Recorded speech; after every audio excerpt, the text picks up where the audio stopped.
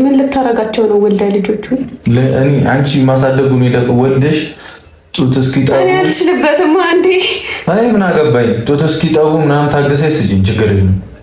ከዛ እኔ መሆኑን አፈርደኝ ማርያምን አልችልበትም። ልጅ እንትን ማለት ምን ማለት ነው? ሌሎቹ ምን አውቀው ነው እንዴ የመጀመሪያ ልጃቸው ነው የወለዱት? ብሩኬ በእናትህ እንዴ ምን ሆነክ ነው? እንደዛ ከሆነ ላይቭ አትግባ በቃ አትይ። ለምን እኔ ቪዲዮ እያየሁ እየቀናሁ ነው። እሱ ብቻ አይደለም ግን ሳስበው ብንኖር ችግር የለውም። ችግርማ አለው የለውም ችግር አለው የለውም። ብሩኬ አሁን ሰዓቱ አይደለም። አንቺ ከደበረሽ ወልደሽ ስጪልኝ። ምን ማለት ነው? ጡት እስኪጠባ ምናምን ትንሽ በቃ እንዴት ነው ወልጄ የምሰጠው? ድግ እስክትልልኝ ጥነጠዬ 3 ወር እስኪሆናት ታገሽልኝ። 3 ወር ማታገስ ይችላል እንዴ? ከዛ አንተ ምን ልታረጋቸው ነው? እኔ ያሳድጋታለሁ። ደግሞ ሙሽዬ ጋይቼ ከሷ ጋር እኖራለሁ። ኧረ ብሩኬ በእናትህ ደግሞ ሙሽዬም እኮ ውለዱ ምናምን እያለች ነው። ልጅ እፈልጋለሁ እያለች አሁን አትልም እሷ እያለች እያየሽ አንድ አትልም ትላለች። እንዴ ደረግ ምን ያስደርግሻል?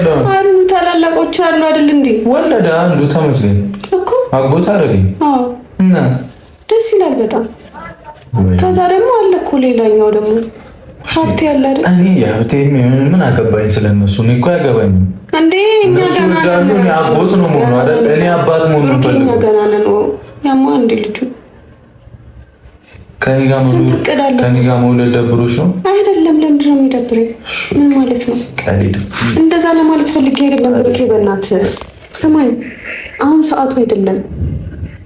ሁሉም ነገር በጊዜው ነው። እሺ ስማኝ። ጀመር እኔ ነኝ የተንቀለቀልኩት። ምን ማለት ነው? አብረን እንኑርና አብረን በቃ ምንድን ነው ታካብጂ? እኔ ሁሌ መጨናነቅ አልፈልግም። ባንቺ ይመጣ በቃ እኔ አልፈልግም። ይሄ መጀመሪያ አይደለም እኮ የትገባች የትወጣች ምናነች ምናምን አስጨንቀኝ። አብረሽም ትኖሪ ከሆነ ኑሪ፣ ልጅ እንውለድ በቃ ቤታችን ፈጣሪ የቀረው ያውቃል። በቃ የምታወራውን ግን እያወቅህ ነው ብሩኬ። ባህላቅ ተቆዝሜ እጠብቅሻለሁ እና ሰው እንደዛ አለ ብለህ አንተ ሰው አይደለም ሳስበው ልክ ነህ ብሩኬ። በቃ ነገርኩ፣ ሁሉ ነገር በጊዜው ነው የሚሆነው። አሁን ሰዓቱ አይደለም። ሲቀጥል ደግሞ እንዴ እኔ እናንተ እኮ ገና መቅደም ያለባቸው ብዙ ነገሮች አሉ አይደለ?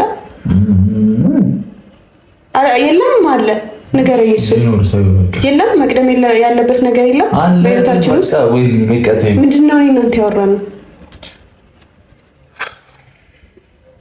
እሺ ፊትህን አትጣለው። በቃ ደበረኛ። ለምንድን ነው የሚደብር? እኔ በቃ ልጅ የምታሳቅፍ መስሎኝ ደስ ብሎኝ ነበር። እንዴ በአንዴ በቃ ወስነ መጣ እንደዚህ ይባላል? እንዴ አይባልም እኮ ብሩኬ።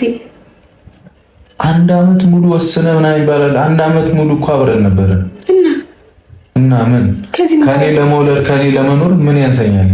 ምን ያንሳል አልኩኝ እኔ። በቃ ብሩኬ ቁመት እንደሆነ አለኝ።